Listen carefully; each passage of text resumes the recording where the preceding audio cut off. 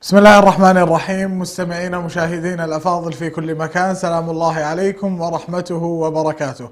نرحب بكم في حلقة جديدة من حلقات برنامج فاسألوا أهل الذكر. يصحبني في هذا اليوم فضيلة الدكتور حسن سلمان. أهلا وسهلا بك دكتور. أهلا وسهلا ومرحب بك وبالمشاهدين.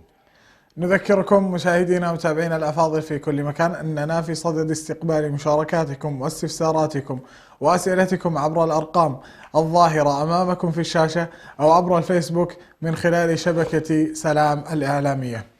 دعنا نبدأ شيخنا حلقتنا هذا اليوم. دائما ما نشهد في كثير من المجتمعات ما يسمى بالعادات والتقاليد التي ينقاد إليها المرء في كثير من الأحيان وفي كثير من الأمور، ومن ذلك ما قيل: كل ابن آدم مقهور لعاداتي لهن ينقاد في كل الإرادات. فهل العادات والتقاليد المنتشرة بين المجتمعات هي نفسها الأعراف التي يحكمها الإسلام، أم أنهما شيئان مختلفان؟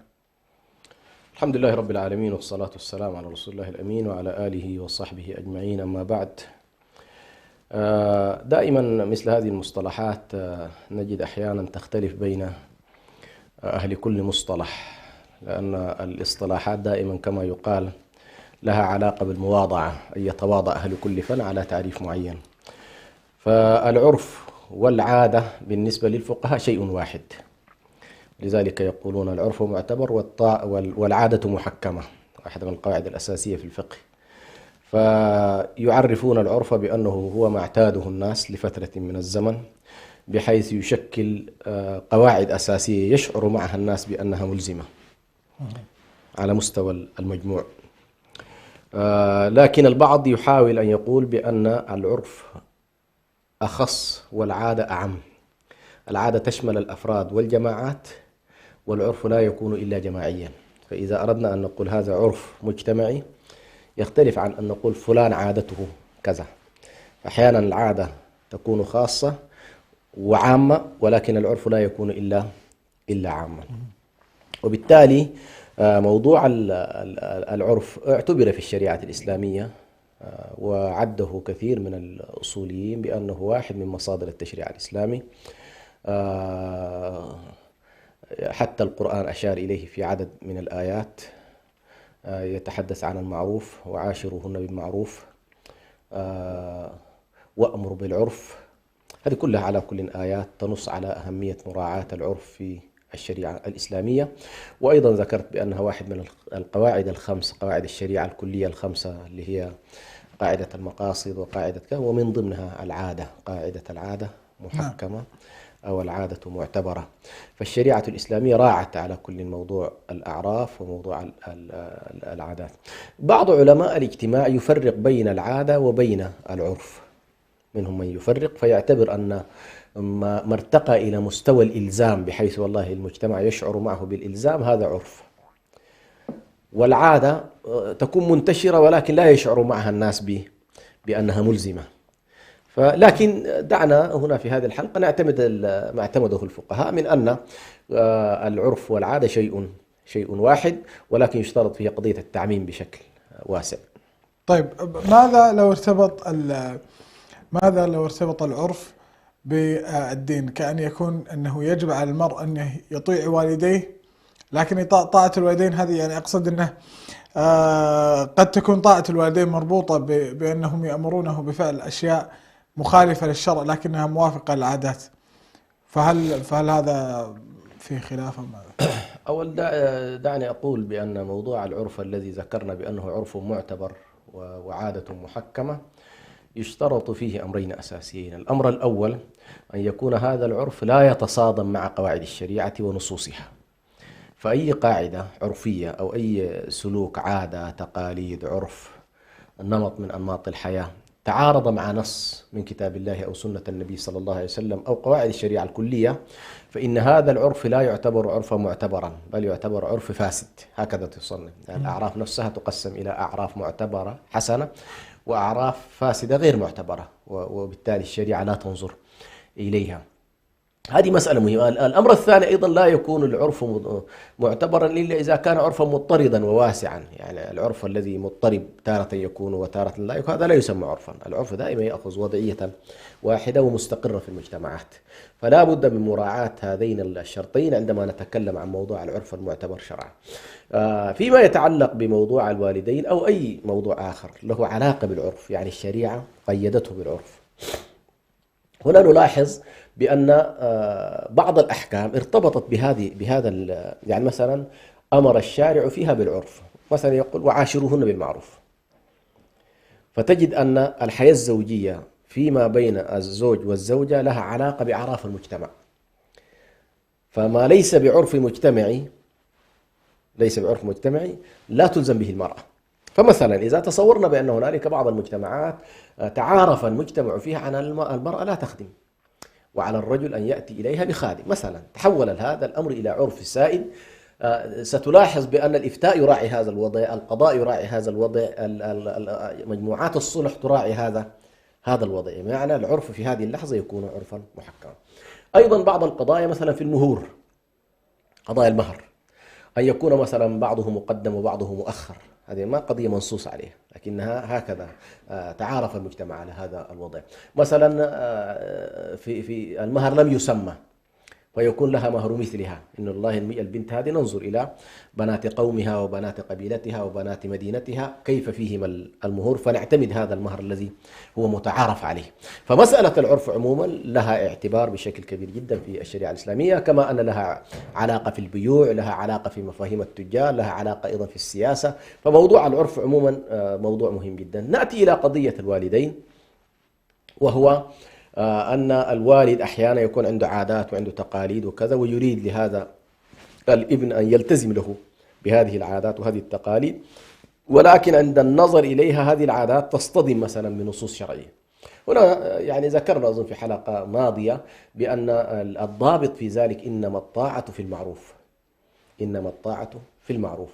لكن ونحن نتكلم عن قضية أنه لا يطاع الأب ولا الوالدة في معصية الله تبارك وتعالى، علينا أن نراعي الطريقة التي يجب أن يعني يتخلص الابن من والديه في هذا الموضوع الذي هو يتصادم مع شريعة الله، إما بالبيان إذا كانا مسلمين يبين لهم أن ذلك يتصادم مع كتاب الله وسنة النبي صلى الله عليه وسلم، وإذا كانا غير مسلمين وهو مسلم يبين لهم أن هذا يتصادم مع عقيدته وشريعته وهكذا، ويبين لهم في نفس الوقت أنه على العين والرأس في كل ما يتصادم في عقيدته وشريعته، فهو يعني يبرهم ويطيعهم في ذلك. أي أنه لا يطيعهم وليس بآثم ليس ملزما بأن يطيعهم في معصية الله تبارك وتعالى، ولكن يجب أن يراعي في هذا الأسلوب. نعم، يراعي الأسلوب في ذلك. طيب، ورد عن النبي صلى الله عليه وسلم أنه قال: ما بال دعوى الجاهلية دعوها فإنها منتنة.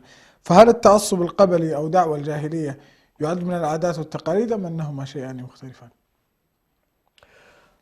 على كل المجتمعات تتفاوت، يعني تتفاوت في موضوع التعصب، لأنه دعني هنا أتعامل مع مفهوم التعصب كمفهوم عام.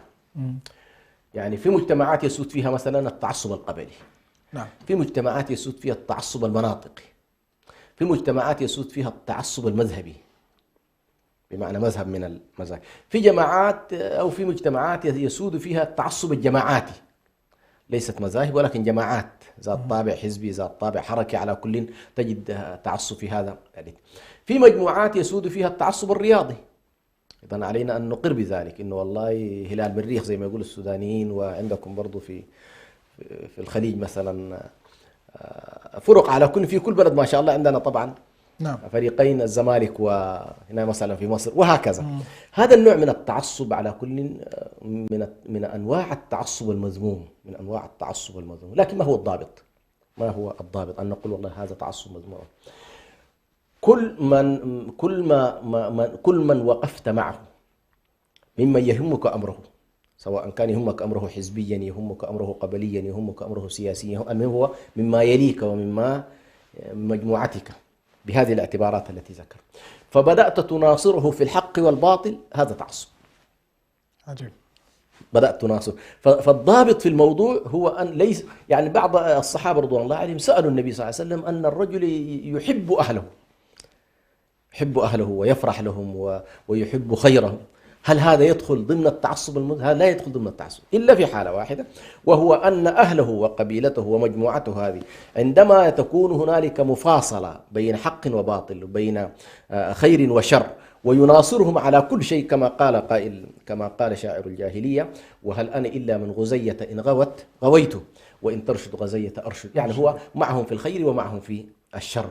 لكن النبي صلى الله عليه وسلم طبعا وضع ضابط لهذا النوع من الأمور بقوله عليه الصلاة والسلام: كانت هنالك مقولة في الجاهلية: انصر أخاك ظالما أو مظلوما. فالنبي صلى الله عليه وسلم أخذ نفسها: انصر أخاك ظالما أو مظلوم. قالوا: يا رسول الله، هنا الصحابة الآن يتعجبون أن قيم الإسلام نقلتهم من الحالة بتاعت هذا المفهوم إلى مفهوم آخر. قالوا: كيف ننصره يا رسول الله وهو ظالم؟ قال: أن تمسك به وتمنعه عن الظلم. إذن نصرتك له وهو ظالم ومنعه عن الظلم. ففي كل الأحوال الشريعة حددت أنك تنصر أخاك، لكن تنصره إن كان مظلوما بأن تقف معه وتسانده وتؤيده، وتنصره إن كان ظالما بالمنع وليس بالتأييد. في كل الأحوال أنت تنصر أخاك، ولكن بالمفهوم الإسلامي الذي حدد طبيعة النصرة للظالم وطبيعة النصرة للمظلوم: طبيعة النصرة للظالم بمنعه من الظلم، وطبيعة النصرة للمظلوم بإنصافه والوقوف معه في أن يسترد له حقه. فعلى كل موضوع التعصب أحيانا يتحول إلى نوع من العادات، كأبناء كل قبيلة يتعصبون لقبيلتهم، وهذا يكون جزء من عرفهم وجزء من السيستم اللي هم على كل تربوا عليه. ويقول لك: والله أنا لا أستطيع أن أقف ضد أبناء قبيلتي أو أبناء. فهذا طبعا فيه إشكال كبير جدا إذا تحول إلى هذا النمط من العادات المتصادمة مع شريعة الله تبارك وتعالى، وينافي التقوى في كل الأحوال. هذا المفهوم ينافي التقوى، لأن الله تبارك وتعالى يعني أمر الناس أن يتعاونوا على البر والتقوى ولا يتعاونوا على الإثم والعدوان. أي أن العادات والتقاليد إذا ارتبطت بالتعصب بشكل سيء تصبح عليها آثمة. نعم. طيب، بشكل عام على صعيد المجتمعات، هل التعصب القبلي أو العادات والتقاليد يشكلان خطرا على النهج الإسلامي أم أنهما كسائر المشكلات؟ دعني هنا أقول بأن العادات والتقاليد والأعراف الإيجابية هي من عوامل استقرار المجتمعات. جميل. من العوامل التي تجعل المجتمع مستقر، عنده أصول، عنده أعراف، عنده تقاليد، يقف حيثما تستمر معه هذه التقاليد الإيجابية، ويمتنع عن كافة التقاليد التي هي سيئة ويرفضها. هذا نفسه مع أحيانا العادات والتقاليد قد تكون عادات إيجابية في أنك تذهب في الاتجاه، وعادات عادات تمتنع عن السالب من الصفات والعوائد. فليست العادات كلها طبعا فعل، أحيانا امتناع عن فعل. فمثلا بعض المجتمعات تكون والله وصلت إلى مستوى من الرقي مثلا في العادات والتقاليد أنها تمتنع عن كثير من الجوانب السلبية التي يراها المجتمع بأنها تؤثر في بنيته، تؤثر في تماسكه. فهنا دعنا نقول بأن الأعراف والتقاليد الإيجابية المتوافقة مع الشريعة والتي حضت عليها عموما الشرائع كلها، لأننا نلاحظ مسألة الأعراف ستلاحظ بأنها إما أنها ورثت من بقايا الأديان السابقة وإما كرستها الشريعة، لما قال النبي صلى الله عليه وسلم: إنما بعثت لأتمم مكارم الأخلاق. فهنالك أخلاق منذ بداية البشرية تتطور مع ابن آدم، وما نراه في كثير من المجتمعات حتى غير المسلمة من عادات وأخلاق جميلة ستلاحظ بأن جذورها في النهاية جذور دينية. أن الأخلاق والدين بطبيعة الحال يتكاملان ولا ينفصلان. لكن السلبي في الأمور هو التعصب وليس العادات والتقاليد في ذاته. التعصب فيما هو سلبي، التعصب فيما هو سلبي وما هو باطل. هنا تأتي قضية مثلا ليس هنالك عيب في أن الإنسان، أنا ذكرت في أن الإنسان يحب الخير لأهله ولأقربائه، بل يفرح لهم أحيانا ويكرمهم ويعزهم ويجلهم ويقدرهم، هذا طبيعي جدا. لكن لا يعينهم على باطل تجاه مجموعة أخرى مثلا. فإذا تحول أن هذا النوع من التفاعل مع قبيلته أو مع حزبه أو مع فريقه الرياضي عدوان على الآخرين، هنا يتحول الأمر إلى تعصب مذموم، ويشكل فعلا هذا خطر على المجتمع، لأن المجتمعات التي تكثر فيها هذا النوع من التعصب طبعا يكون مذموم. ولذلك الإسلام جعل الدائرة الأكبر التي يجب أن يدور فيها عملية الولاء هي الولاء الإيماني والأخوة الإيمانية. هذا لكن سبحان الله مع أنه ارتقى بالناس من العصبية القبلية والعصبيات المختلفة إلى مستوى القيمي، لأن نحن عندما نتكلم عن الدين والإيمان هنا لا نتكلم عن حالة يعني حالة تعصب مذموم، لا، لأن حالة ينتقل إليها الكل، ما في إشكال أصلا، هي ليست حالة مغلقة. القبيلة مغلقة، الفريق مغلق، الحزب السياسي مغلق، لكن لما تتكلم عن حالة دينية قيمية، الإيمان بالله، الإيمان بالآخرة، الإيمان بالرسل، الإيمان، هي حالة مفتوحة لكل بني آدم، وبالتالي ليست هنالك مشكلة تعصب يمكن أن تنشأ. ولكن مع ذلك الحالة البشرية ليست كلها حالة إيمان، وهنالك كفر وهنالك إيمان. مع أهل الكفر أيضا منعتك الشريعة من أن تتعصب لأهل دينك في باطلهم تجاه الطرف الآخر. ويمكن أكثر آيات نزلت في كتاب الله تبارك وتعالى، أو 10 آيات أو 9 آيات في سورة النساء، نزلت في مجموعة من المسلمين تواطأت على يهودي، رمت عليه أمرا مسروقا وأرادت أن تلبسه على اليهودي، والسارق كان سارق من المسلمين، فتواطأت القبيلة ورأت أن تخرج هذا المسلم من الجريمة ورمته على اليهودي. وكاد النبي عليه الصلاة والسلام أن يذهب معهم في اتجاه أن اليهودي هو الذي فعل هذه الفعلة. تصور أن السماوات بآيات 9 أو 10 آيات تتنزل لتنصر هذا اليهودي، لتحارب ظاهرة التعصب، وتحارب أكبر من ذلك ظاهرة الظلم، وهو أن تتواطأ مجموعة حتى ولو كان لا يؤمن بالله، نعم، ولو كان يهوديا أو نصرانيا أو كافرا، لكن ما أقرتك الشريعة كونه كافر أيضا أن تظلمه، هذه على كل.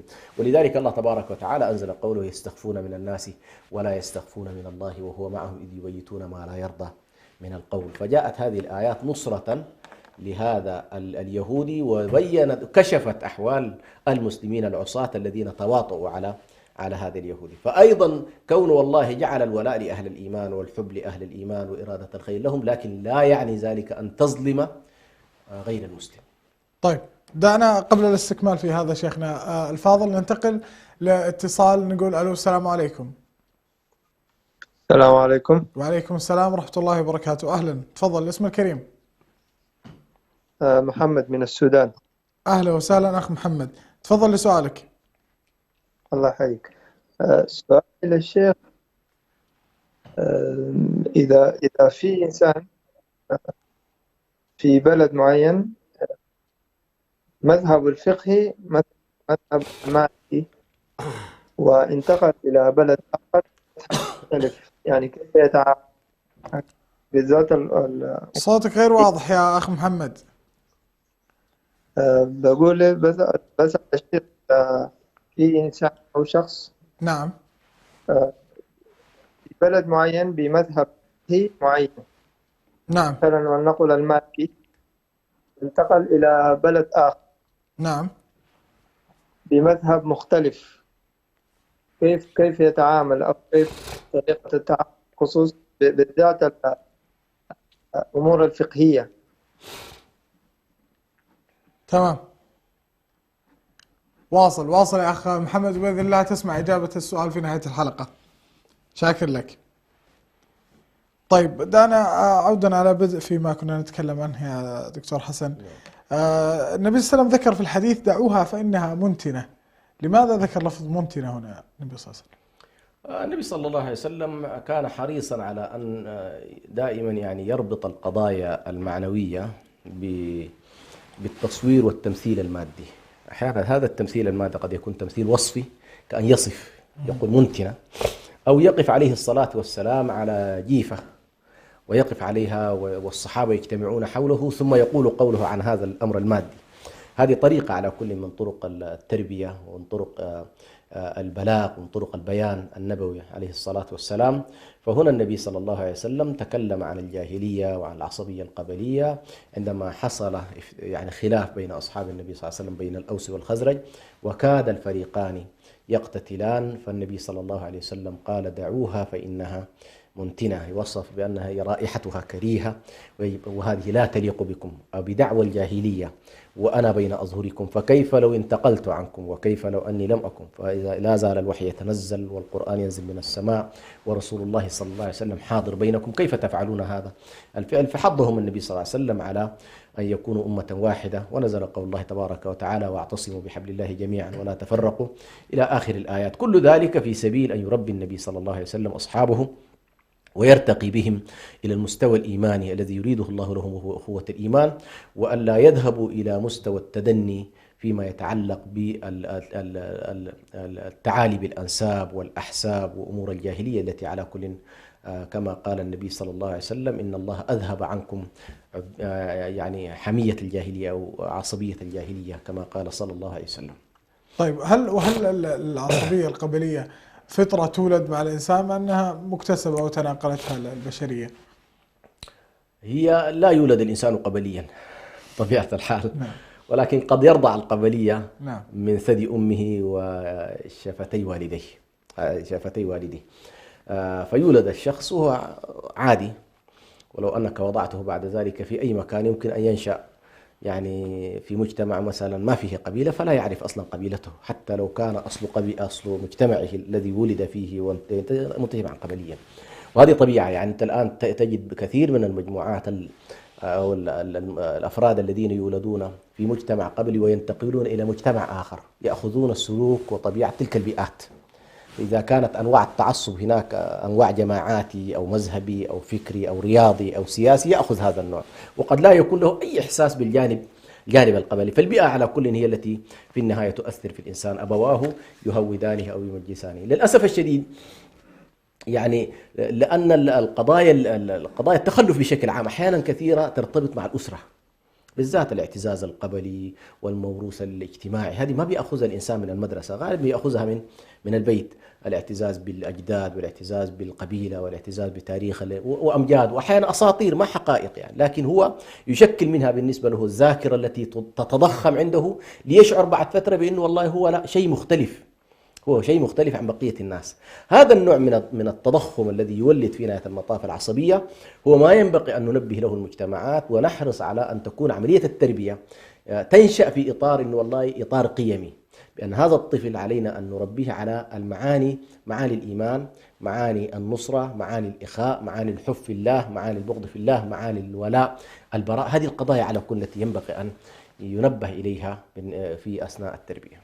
طيب لعل الحديث بقية مستمعينا مشاهدينا الأفاضل وشيخنا الكريم، ولكن بعد هذا الفاصل القصير.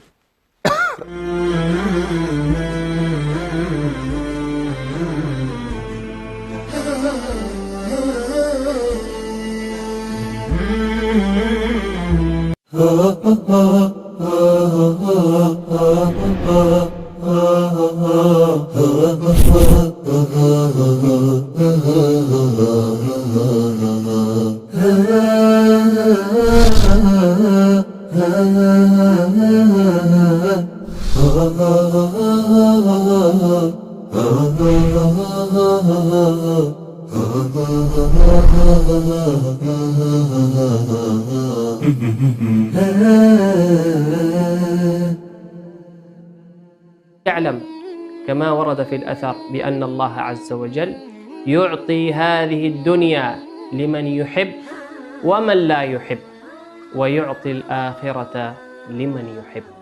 وقلنا أن حروف الإخفاء 15 حرفا مجموعة في قول الناظم: صف ذا ثنى كم جاد شخص قد سما، دم طيبا زد في تقى ضع ظالما.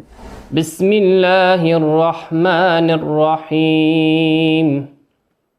قل أوحي إلي أنه استمع نفر من الجن فقالوا إنا سمعنا قرآنا عجبا. هو الأول والآخر والظاهر والباطن وهو بكل شيء عليم.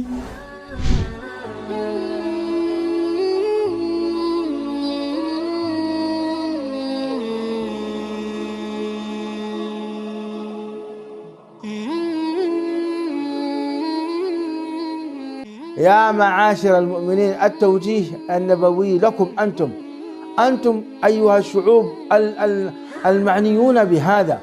فأين القلوب المؤمنة التي تطاطي رأسها لله سبحانه وتعالى وتتسابق في أوامر الله من الحجاب والعفة والصلاة والصيام والزكاة؟ هذا الفتى خرج إلى رسول الله صلى الله عليه وسلم صادقا مخلصا مدافعا لهذا الدين. هذا هو ديننا وهذه هي رسالة سلام.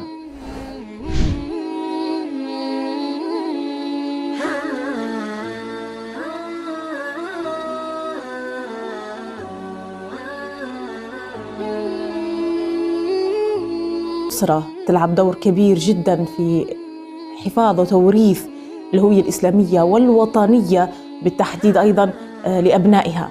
الهوية الإسلامية موجودة، ولكن للأسف الهوية الإريترية أو الهوية الوطنية أمست. إنما أصبح الطلاق الآن تحت مظلة الزواج، أصبح هناك طلاق داخل بيت الزوجية.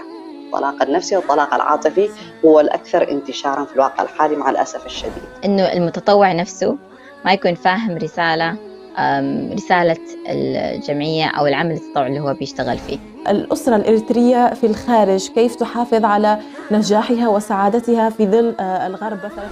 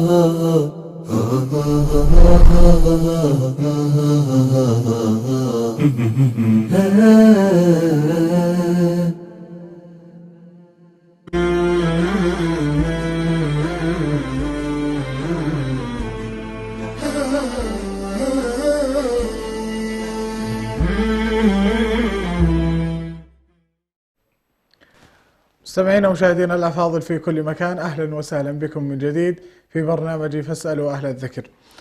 طيب دكتور حسن، دعني أسأل سؤال مشهور.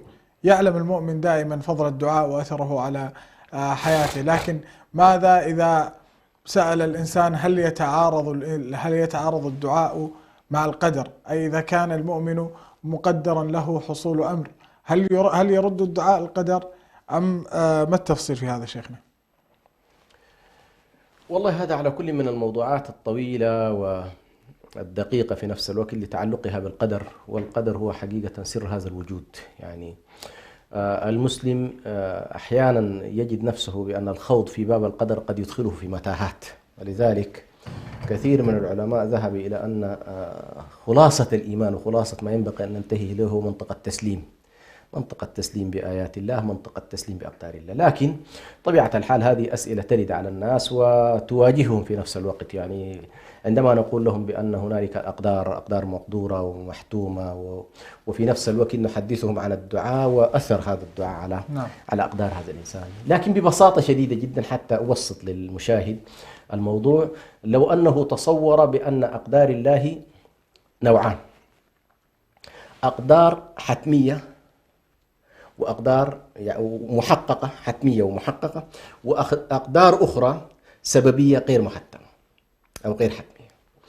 هذه الأقدار الحتمية اللي في نهاية المطاف قضى الله في الأزل أن هذا الإنسان عنده مثلا مجموعة أقدار حتمية في حياته ستقع عليه، هذه لا يؤثر فيها دعاء ولا غيره. هنالك أقدار سماها العلماء الأقدار المسببة أو الأقدار المعلقة. الأقدار المعلقة هي الأقدار المسببة بأسباب، وهي أيضا في حياة الإنسان كثيرة. يعني مثلا الإنسان، ودي لها علاقة أيضا بالأرزاق والأعمار وغيرها من الأمور. مثلا شخص يقول لك والله أنا ما دام الرزق مكتوب ليش أتعب؟ ما لم يتصور بأن الله تبارك وتعالى في قضايا الأرزاق جعل له هنالك أرزاق حتمية تصله سواء اشتغل أو ما اشتغل، جد أو ما جد، يصله رزقه الذي يجعله حيا.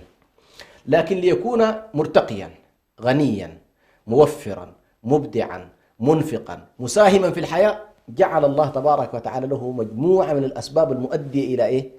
إلى الأرزاق المسببة.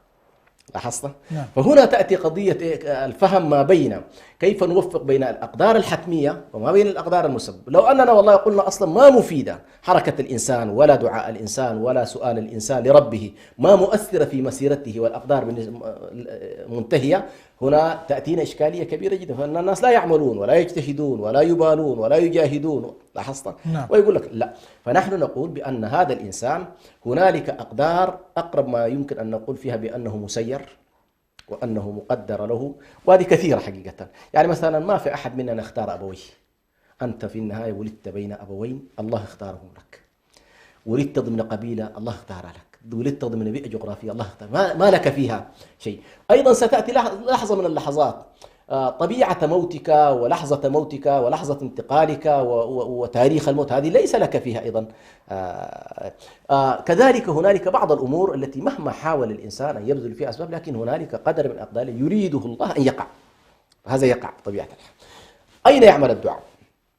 الدعاء يعمل في الساحات غير الحتمية، الساحات غير الحتمية، وهو الأمور المعلقة بالأسباب هنالك، ومنها سبب الدعاء.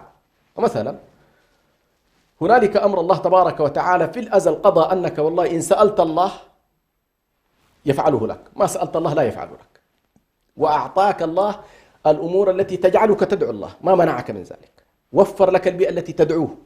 لاحظت؟ وهنا تأتي قضية التوافق بين أو الربط بين أقدار الله الكونية وأقدار الله الشرعية. هنالك أمر شرعي وهنالك أمر قدري. في الأقدار الكونية نفسها الله تبارك وتعالى أيضا جعلك تتعاطى أمورا كونية. يعني مثلا البرد قدر كوني، الاستدفاء قدر كوني، فعندما يأتيك البرد ماذا تفعل؟ تنتقل إلى ساحة الاستدفاء، إما أن تلبس ملابسك، وإما إذا كانت هنالك منطقة خطر أو حاصل على المدينة هجوم عسكري، فإن أهل المدينة تلقائيا القدر الطبيعي الذي يفعلونه هو الدفاع لا الاستسلام. وهكذا ربط الله تبارك وتعالى على كل هذا الإنسان بمنظومة التدافع، ما نسميه نحن بالأسباب التي تجعل الإنسان يتحرك، سواء كان في أقدار الله الكونية أو في أقداره الشرعية. ولذلك عبد القادر الجيلاني عنده مقولة فهمها البعض على كل بعض الفهم الخاطئ، ولكن ابن تيمية عليه رحمة الله حاول أن يجعل هذه المقولة في نصابها الطبيعي. مثلا عبد القادر الجيلاني يقول الناس إذا أقبلوا على باب القدر توقفوا إلا أنا، قال فإنه فتحت لي فيه روزنة فصرت أنازع أقدار الله بأقدار الله. عجيب. أيه. فبعض الناس فهم بأنه والله كيف ينازع أقدار الله؟ قال ابن تيمية طبيعي، أنت مريض تعالج، أنت خائف حاول أمن نفسك بطريقة من الطرق، أنت محارب حاول أن تدافع، أنت فقير حاول أن تعمل لتكون غنيا، وهكذا. ففي ساحات العمل العامة أنت تجتهد وتأخذ بالمدافعة وتأخذ بالأسباب فهكذا. على كل هذه الساحة اللي أنا أسميها ساحات الأسباب المعلقة يؤثر فيها الدعاء. والدعاء يؤثر على 3 مراتب. أن كل إنسان يقال في هذه السماوات لك باب يصعد منه عملك وباب تنزل منه أقدارك. فيقال بأن هذا الإنسان عندما يدعو الله تبارك وتعالى، الدعاء مع المؤمن 3 أحوال، سآتي كيف يعمل مع القدر. لكن الدعاء نفسه أي مؤمن يدعو الله تبارك وتعالى إلا واستجاب الله له. كيف يستجيب الله له؟ هو يقول لك أنا يا أخي دعوت ودعوت ودعوت 10 سنوات في قضية ما قاعد يستجيب لربنا. النبي صلى الله عليه وسلم بين كيف تحصل الاستجابة، قال إما أن يستجاب لك في الدعاء الذي دعوته، في الأمر الذي دعوت به يجيب الله لك. أردت زوجة فيرزقك الله زوجة. لكن في شخص يدعو ويدعو ويدعو ولا يستجاب له في شيء الذي دعا به. عندك موضوعين آخرين، قد لا يحقق الله لك ذلك وهذه من حكمة الله، لكنه يصرف عنك من السوء مثله. نعم. بهذا الدعاء الذي دعوت به يصرف عنك من السوء مثله. أو يدخر الله لك هذا الدعاء يجعله لك في ميزان حسناتك، ما استجابه لك عاجلا ولا صرف لك به مكروها، فيدخره الله لك في ميزان الحسنات، فتقول ليوم القيامة ليت الله ما استجاب لي شيء، بس كل دعوات انتظرتني لهذا المكان. فإذا كان هذا من حيث الدعاء، كل مؤمن ما لم يكن هنالك حرمان بأن يأكل الإنسان حراما أو غير ذلك فيكون ممتنعا من إجابة الدعاء، أي شخص يستجيب الله تبارك وتعالى له دعاء.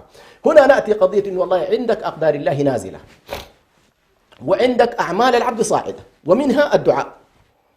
فهنا إما أن يكون الدعاء أقوى من القدر النازل، لأن الدعاء نفسه تحول الآن إلى قدر، ما دام أنك أنت فعلته ورفع إلى إيه؟ قدر. تحول إلى قدر. نعم. فصار هنالك قدران، قدر صاعد وقدر إيه؟ وقدر نازل. فإذا كان القدر الصاعد أقوى من القدر النازل صده. إذا كان متساويان يظل قال يعتلجان يتصارعان كما نقول نحن، يتصارعان فلا ينزلان على العبد. الثالث أن يكون القدر النازل أقوى من القدر الصاعد فينزل عليه خفيف، بدل ما يكون والله مثلا جاءت سيارة كان ممكن أن تضربه حتى تقطع رجله، تأتي إليه صدمة عادية ويخف الأمر. فهذه 3 مستويات في موضوع كيف يفعل الدعاء. هو موضوع طويل ولكن نفهمه في هذا السياق. تفعل الأدعية أعمالها في إطار الأقدار المسببة والأقدار المعلقة، ولكن في الحتميات التي قضاها الله في الأزل أنها تكون حتمية، مثل أن كل إنسان يموت. لو دعيت الله يا رب ما تموتني ما تميتني، يقول لك الله حكم على الناس. هذا اعتداء في الدعاء. هذا اعتداء في الدعاء. شخص مثلا يعني ما يريد يتزوج ويريد ولد، والله سبحانه وتعالى في عالم الأشياء في إرادته في إرادته الكنية كما يقال، إنما أمره إذا أراد شيئا أن يقول له كن فيكون. ولكن في إرادته التكوينية ما بنى الكون على قاعدة كن فيكون، بناه أن خلق السماوات في 6 أيام، مش كده؟ خلق السماوات والأرض في 6 أيام. طيب ما كان بإمكانه أن يقول لها كن فتكون؟ فأخبرك الله عن قدرته وأخبرك الله عن طريقته. فقدرته إنما أمره إذا أراد شيئا أن يقول له كن فيكون. طريقته في التكوين وفي الخلق لا، ما عملها كده. أيضا الله بإمكانه أن يعطيك ولد من غير زواج، لكن ما قال لك كده، قال لك والله يا أخي موضوع الولد أنا ربطته بإيه؟ بالزواج. إلا أن تأتي قضايا المعجزات وكده، دي قضية أخرى، مثل أن يخلق آدم من غير أم وأب، ويخلق عيسى من غير أب وبأم.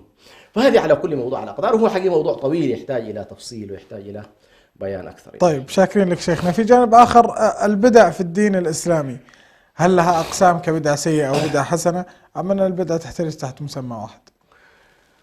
هنا دعني أقول بأن الإشكال الذي ورد على البعض بأنه والله سمع بأن هنالك بدعة حسنة، هنالك عالمان مشهوران، أحدهما من الشافعية وهو العز بن عبد السلام، والآخر من المالكية وهو الإمام الشاطبي عليه رحمة الله.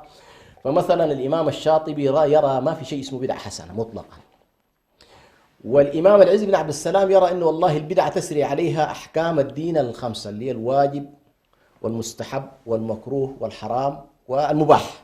نعم. فبعض الناس قال والله البدعة كده، من قال لكم؟ والنبي صلى الله عليه وسلم يقول كل بدعة إيه؟ ضلالة. ما الذي حصل؟ هذين العالمين مشهورين ومن علماء المقاصد الكبار، يعني العز بن عبد السلام في مصر والشاطبي في الأندلس. سنلاحظ بأن المشكلة في التعريف. من عرف البدعة هو كل شيء حصل بعد النبي صلى الله عليه وسلم من أمر الدين والدنيا صنفه بدعة. ركوبنا الطائرات، ركوبنا السيارات، هذه كلها، بناء الكباري، الجسور، الأنفاق، هذا لم يكن في عهد النبي صلى الله عليه وسلم. فمن نظر إليها بهذا التعريف الواسع الذي أدخل فيها شأن الدين والدنيا ما لم يكن موجودا في عهد النبي صلى الله عليه وسلم قسمها إلى البدعة إلى ال5. لكن الشاطبي قال لا، أصلا البدعة ترد على الدين لا ترد على الدنيا.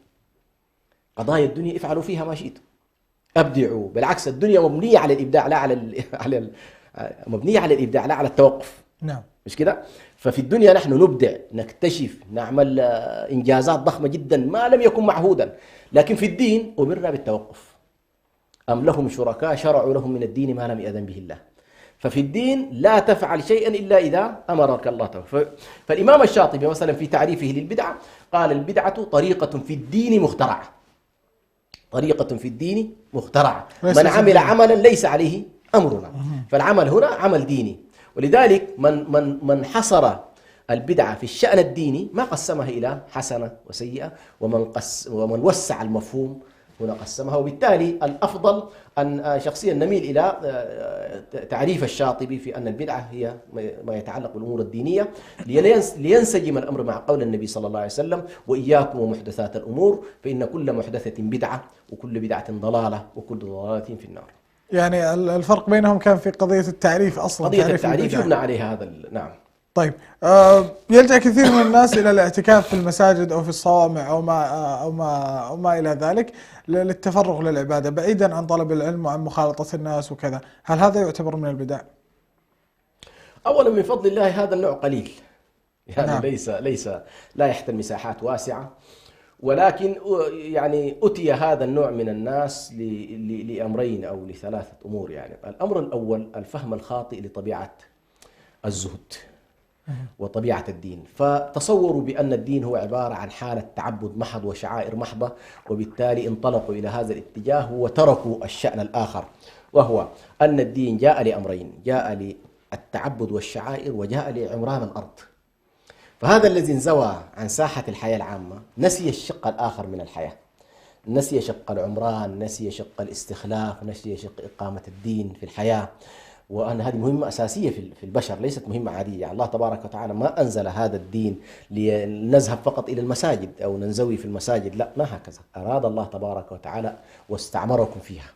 هذا الاستعمار في الأرض والاستخلاف فيها والتمكين فيها والتسخير الحاصل حتى ينظر الله تبارك وتعالى كيف نعمل. فهذا على كل أحسن أحواله قد يكون ناجع عند الله تبارك وتعالى، باعتبار أنه سلك درب السلامة زي ما يقولوا، وحاول أن يحرص أن يكفي الناس شره ويقوم بما يعني يتقرب به إلى الله تبارك وتعالى. لكن يعاب عليه أمرين أساسيين. الأمر الأول قد تكون هنالك واجبات كفائية هو لم يقم بها الناس، وهو قصر فيها ولم يكن من أصحابها ولم يكن من أهلها. فعلى كل هذا الشق الذي قصر فيه بطبيعة الحال قد يسأل عنه يوم القيامة. الأمر الثاني: هؤلاء الذين اكتفوا بهذا الشق المحدود ستلاحظ يوم القيامة سبحان الله الدرجات العليا لأصحاب الذين اقتحموا الأسوار هذه الحياتية، جاهدوا في سبيل الله، أمروا بالمعروف، نهوا عن المنكر.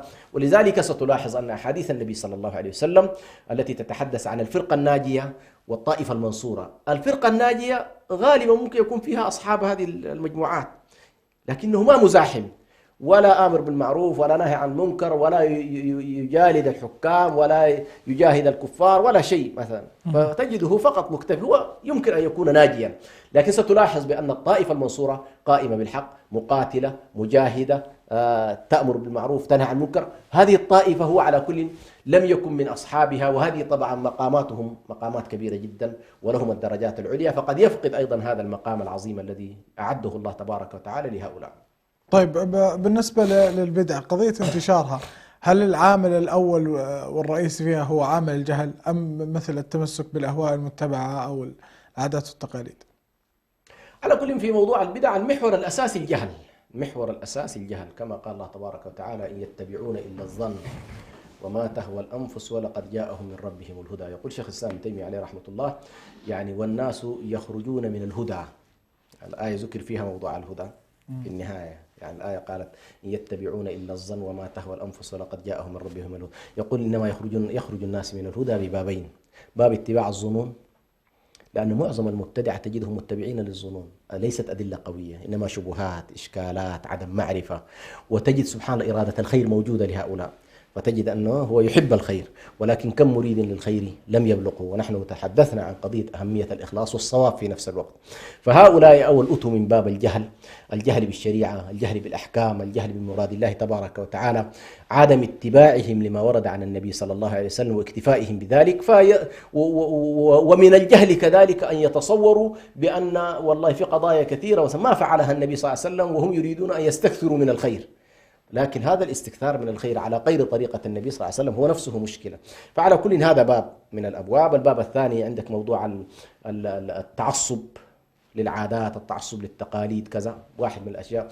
التقليد نفسه أيضا من الأشياء التي تؤدي، خاصة بعض البدع قد لا تكون بدع محلية، بعض الناس يأتون ببدع من خارج المنظومة، يعني من خارج حتى ديار المسلمين، فيبتدعون ابتداعات كثيرة جدا، فيكون التقليد السبب الأساسي فيها. والتقليد قد يكون محلي، تقليد الآباء، تقليد الجماعات، يأتي الإنسان أيضا لا يسأل عن مثلا عن أحكام الله في القضايا المطروحة، فنتيجة التقليد أيضا اتباع الأهواء.